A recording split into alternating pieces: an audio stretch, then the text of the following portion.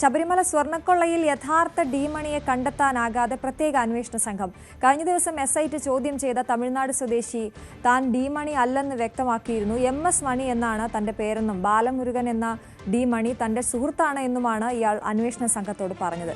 അടുത്ത മാസം 4-നോ 5-നോ തിരുവനന്തപുരത്ത് ചോദ്യം ചെയ്യലിനെത്തണമെന്ന് SIT ഇയാൾക്ക് നോട്ടീസ് നൽകിയിട്ടുണ്ട്. ഡി-മണിയുടെ സിം കാർഡ് താൻ ഉപയോഗിച്ചു എന്നാണ് MS മണി എന്ന് അവകാശപ്പെടുന്നയാൾ വ്യക്തമാക്കിയത്. MG മിഥുനാണ് വിവരങ്ങളുമായി ചേരുന്നത്. മിഥുൻ, ഈ SITയെ സംബന്ധിച്ചിടത്തോളം ഒരു നിർണായക ഘട്ടത്തിലായിരുന്നു. ഡി-മണി എന്ന ഒരാളിലേക്ക് എത്തുന്നു, അയാളുടെ മൊഴി നിർണായകമാകും, ബാക്കിയുള്ള കാര്യങ്ങളിലേക്ക് അന്വേഷണം വ്യാപിക്കാമെന്ന രീതിയിലേക്ക് എത്തുമ്പോൾ 2 മണിയെ കണ്ടെത്തുകയാണ്. ഇന്നലെ ചോദ്യം ചെയ്തയാൾ യഥാർത്ഥ ഡി-മണി അല്ല എന്ന് പറയുന്നു. എന്താണ് സംഭവിച്ചത് ഇത്?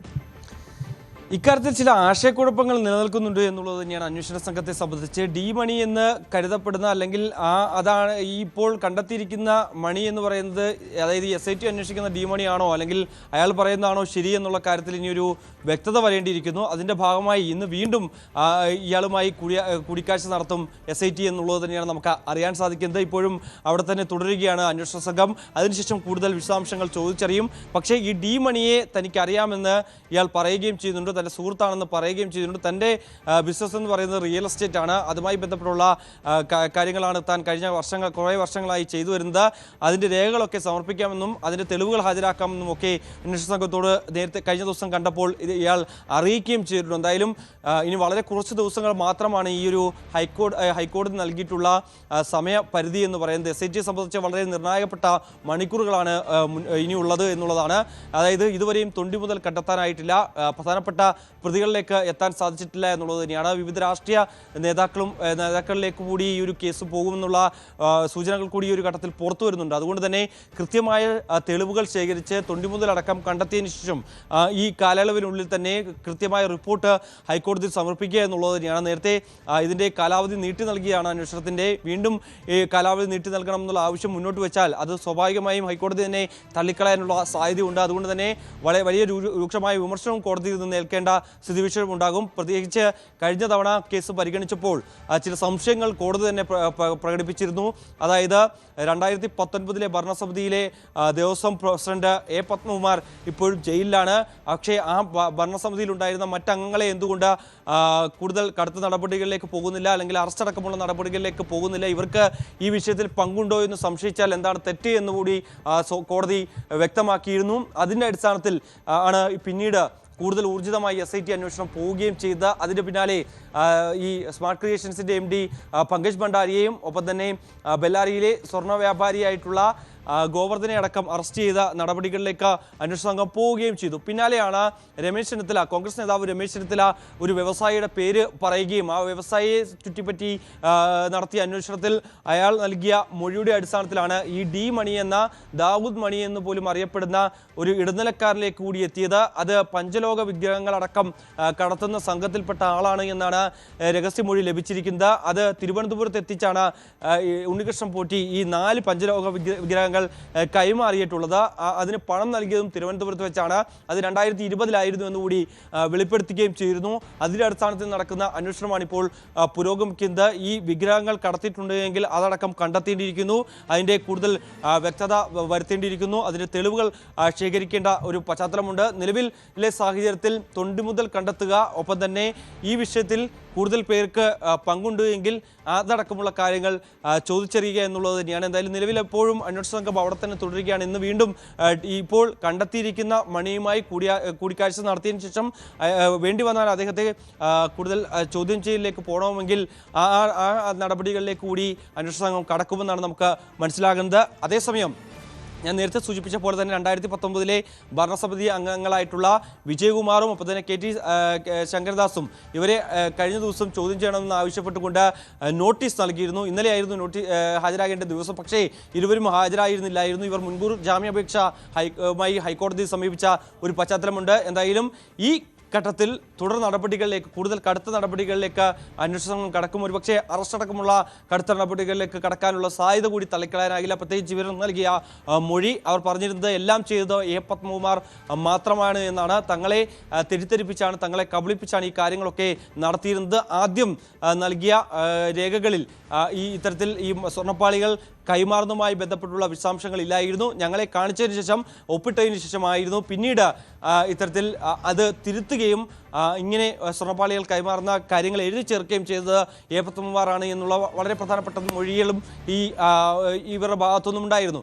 പക്ഷേ ഇങ്ങനെയുള്ള സാഹചര്യത്തിൽ ഈ സംശയം അന്ന് ഇവർക്കുണ്ടായിരുന്നുവെങ്കിൽ അത് എന്തുകൊണ്ട് പൊതുമധ്യത്തിലേക്ക് വന്നില്ല, അതൊരു പരാതിയായി ഇവർ ഉന്നയിച്ചിരുന്നില്ല എന്ന് കാര്യം ഹൈക്കോടതി തന്നെ ചോദിക്കുന്നു. ഒപ്പം തന്നെ ഇവർക്ക് ഈ കാര്യങ്ങൾ അറിയില്ല എന്ന് പറയുന്നത് കളവാണ്. അങ്ങനെ ഒരു തരത്തിലും വിശ്വസിക്കാൻ സാധിക്കില്ല. ഒരു അതായത് ഇത്തരത്തിലൊരു ഭരണസമിതി എന്ന് പറയുമ്പോൾ എല്ലാവരും കൂടിയാലോചിച്ച് മാത്രമായിരിക്കും ഇങ്ങനെയുള്ള തീരുമാനങ്ങൾ എടുക്കുക. പക്ഷേ ഇവർ അറിഞ്ഞില്ല എന്ന് പറയുന്നത് ഒരിക്കലും വിശ്വസിക്കാനാകാത്ത മൊഴി തന്നെയാണ് എന്നുകൂടിയാണ് ഹൈക്കോടതി ഒരു സംശയം പ്രകടിപ്പിച്ചിരുന്നത്. അതിന് പിന്നാലെയാണ് SIT പോലും ഈ ഒരു വിഷയത്തിൽ കൂടുതൽ പേരിലേക്ക് അല്ലെങ്കിൽ കൂടുതൽ രാഷ്ട്രീയ നേതാക്കളിലേക്ക് കൂടി അന്വേഷണം വേഗത്തിൽ SIT മുന്നോട്ട് പോവുകയുമാണ്. അവിടെ ഏറ്റവും പ്രധാനപ്പെട്ടത് എന്ന് പറയുന്നത് ഈ ശബരിമല സ്വർണ്ണക്കൊള്ളയുമായി ബന്ധപ്പെട്ട് ഇപ്പോൾ SIT പ്രധാനപ്പെട്ട ഒരു ഘട്ടത്തിൽ തന്നെയാണെന്ന് പറയാം. ഈ ഡി മണി എന്ന പേര് അത് ഈ കേസിലേക്ക് വന്നതും ഇത്രയും വേഗത്തിൽ SITക്ക് മുന്നോട്ട് പോകാൻ സാധിച്ചത് രമേശ് ചെന്നിത്തലയുടെ വാർത്താ സമ്മേളനമായിരുന്നു. രമേശ് ചെന്നിത്തല തന്നോട് വിദേശ വ്യാപാരി പറഞ്ഞ ഒരാളുണ്ട് എന്നും അദ്ദേഹം മൊഴി നൽകാൻ തയ്യാറാണ് എന്ന് പറഞ്ഞത് ഈ കേസിനെ സംബന്ധിച്ചിടത്തോളം വളരെ നിർണായകമായ ഒരു കാര്യമായിരുന്നു അല്ലേ? തീർച്ചയായും അതുതന്നെയാണ്. അതായത് നിലവിലെ സാഹചര്യത്തിൽ ഈ ഡി മണി എന്ന് പറയുന്നത് ഈ പഞ്ചലോക വിഗ്രഹങ്ങൾ കടത്തി അല്ലെങ്കിൽ അതിന് ഇടനിലക്കാരനായി എന്ന് കരുതപ്പെടുന്ന വ്യക്തിയാണ്. പക്ഷേ ഈ ഡി മണിക്ക് ഈ സ്വർണ്ണക്കൊള്ളയുമായി ബന്ധപ്പെട്ട് ഏതെങ്കിലും തരത്തിൽ ബന്ധമുണ്ടോ എന്നുള്ള കാര്യങ്ങൾ കൂടി അന്വേഷണ സംഘം പരിശോധിക്കുന്നുണ്ട്. പ്രത്യേകിച്ച് ഈ സ്വർണ്ണക്കൊള്ളയിൽ അറസ്റ്റിലായിട്ടുള്ള ഉണ്ണികൃഷ്ണൻ പോറ്റിയുമായി അടുത്ത ബന്ധം പുലർത്തിയിരുന്ന വ്യക്തി കൂടിയാണ് ഡി മണി. പക്ഷേ ഇപ്പോൾ കണ്ടെത്തിയിരിക്കുന്ന ഈ മണി എന്ന് പറയുന്ന വ്യക്തി ഈ അന്വേഷണ സംഘവും അല്ലെങ്കിൽ ഈ വ്യവസായി പറഞ്ഞ ആ മണി തന്നെയാണോ എന്നുകൂടി ഒരു വ്യക്തത വരേണ്ടിയിരിക്കുന്നു. പ്രത്യേകിച്ച് കഴിഞ്ഞ കുറച്ച് ദിവസങ്ങളായി നടന്ന അന്വേഷണമാണ്. അതിനുശേഷമാണ് ഡി മണി എന്ന വ്യക്തിയിലേക്ക് എത്തിയിരിക്കുന്നത്. പക്ഷേ അത് സ്ഥിരീകരിക്കാൻ ഇതുവരെയും സാധിച്ചിട്ടില്ല എന്നുള്ളത് തന്നെയാണ്. എന്തായാലും നിലവിലെ സാഹചര്യത്തിൽ ഈ വ്യവസായി നൽകിയിട്ടുള്ള മൊഴിയുടെ അടിസ്ഥാനത്തിലാണ് ഇങ്ങനെ ഒരു വ്യക്തിയെക്കുറിച്ചും ഒപ്പം തന്നെ ഇങ്ങനെ പഞ്ചലോക വിഗ്രഹങ്ങൾ കടത്തിയിരുന്നു എന്നുള്ള നിർണായകമായിട്ടുള്ള മൊഴി ലഭിക്കുകയും ചെയ്തത്.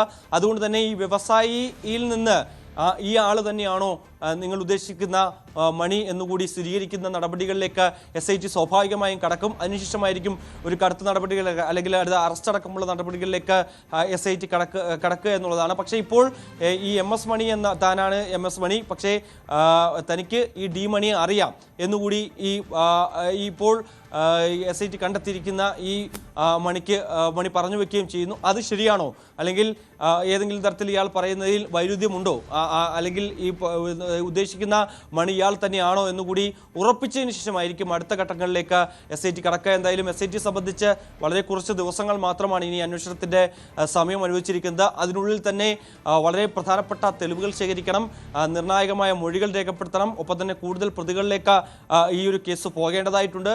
നേരത്തെ തന്നെ പ്രതിപക്ഷം പ്രധാനമായും ആരോപിക്കുന്ന ചില കടുത്ത വിമർശനങ്ങളുണ്ട്. SITക്ക് മേൽ സർക്കാർ സമ്മർദ്ദം ചെലുത്തുന്നു. അതായത് കൂടുതൽ രാഷ്ട്രീയ നേതാക്കളിലേക്ക് ഈ അന്വേഷണം എത്തുമെന്നുള്ള ഭയത്തിൻ്റെ അടിസ്ഥാനത്തിൽ SITക്ക് മേൽ കൂടുതൽ സമ്മർദ്ദം ചെലുത്തുന്നതിൻ്റെ അടിസ്ഥാനത്തിലാണ് SIT അന്വേഷണം കൂടി ഇത്തരത്തിൽ അതായത് വേഗം കുറയുകയും ചെയ്തതെന്നുള്ള ഒരു വലിയ വിമർശനം പ്രതിപക്ഷത്തിൻ്റെ ഭാഗത്തുനിന്നും ഉണ്ടാകുന്നു. ഇത് കോടതിയും അതേ രീതിയിൽ തന്നെ ചില സംശയങ്ങൾ പ്രകടിപ്പിക്കുകയും ചെയ്തതിൻ്റെ പശ്ചാത്തലത്തിൽ കൂടിയാണ് വീണ്ടും ഒരു ഊർജം SIT സംബന്ധിച്ച് കൈവന്നിരിക്കുന്നത്. നിലവിലെ സാഹചര്യത്തിൽ പ്രതിപക്ഷം ആവശ്യപ്പെടുന്നത് ഒരു കോടതിയുടെ മേൽനോട്ടത്തിലുള്ള ഒരു CBI അന്വേഷണം വേണമെന്നുള്ള ആവശ്യമാണ് കോൺഗ്രസും ഒപ്പം തന്നെ BJPയും ഈ വിഷയത്തിൽ ആവശ്യപ്പെടുന്നത്. അതടക്കമുള്ള നടപടികളിലേക്ക് പോകുമോ? പ്രത്യേകിച്ച് നമുക്കറിയാം ED ഈ കേസിൻ്റെ ഭാഗമായി വരുന്നുണ്ട്. കള്ളപ്പണം വെളുപ്പിക്കൽ അടക്കമുള്ള വിഷയങ്ങൾ അല്ലെങ്കിൽ ആ വിഷയങ്ങളൊക്കെ തന്നെ ഇത്തരത്തിൽ EDയുടെ അന്വേഷണ പരിധിയിലേക്ക് വരും. പക്ഷേ ED ഈ കേസ് ഏറ്റെടുത്തു കഴിഞ്ഞാൽ മറ്റ് വിഷയങ്ങൾ കൂടി ഇവരുടെ അന്വേഷണത്തിൻ്റെ ഭാഗമായി വരും. ഇതിൻ്റെ എല്ലാ ഡേറ്റകളും കൈമാറണമെന്നുള്ള വിധി നേരത്തെ കൊല്ലം വിജിലൻസ് കോടതിയുടെ ഭാഗത്തുനിന്നും ഉണ്ടായിരുന്നു. അതനുസരിച്ച്